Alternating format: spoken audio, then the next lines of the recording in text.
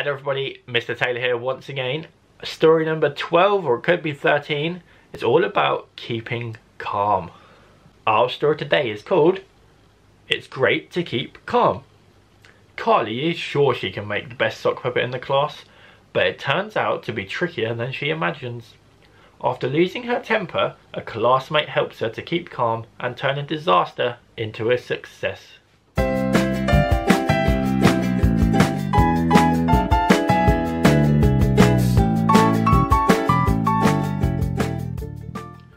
Good morning everyone, said Miss Clayton. We're having a sock puppet show today. The class cheered. They'd never had a sock puppet show before.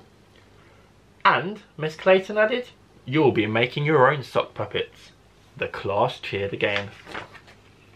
Carly couldn't wait to get started.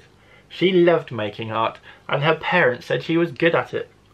Carly felt certain she was going to make the best sock puppet in class.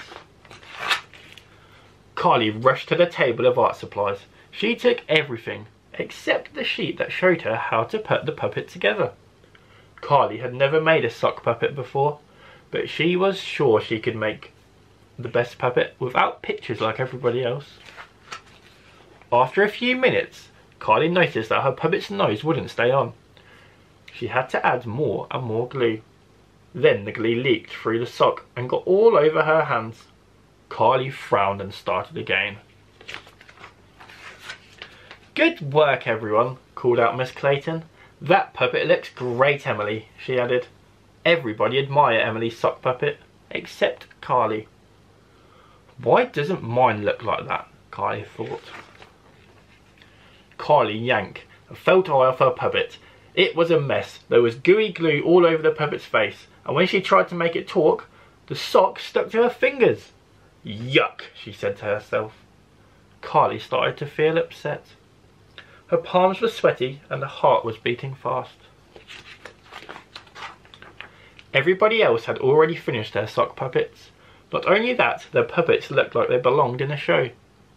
Carly's looked like a soggy, sticky disaster. She couldn't understand why her puppet had gone so wrong. Why do you think her puppet had gone wrong? Do you want help? Jack asked. No, Carly yelled in frustration. I can do it by myself.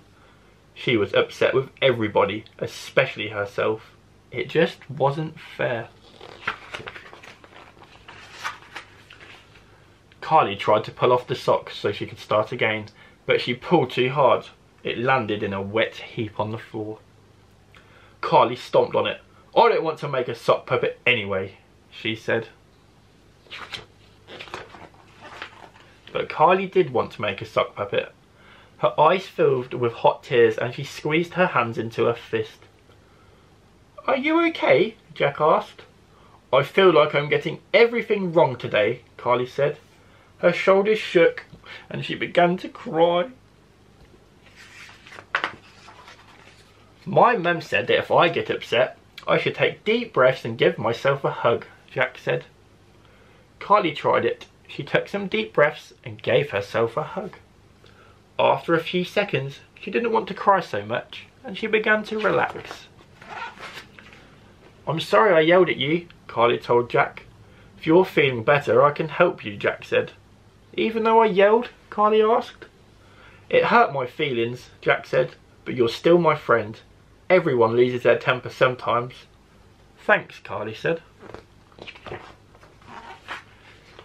The friends picked up more supplies, and this time Carly grabbed an instruction sheet, the thing she forgot at the beginning.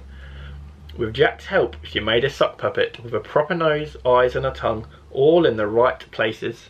It looked great. Carly hugged Jack.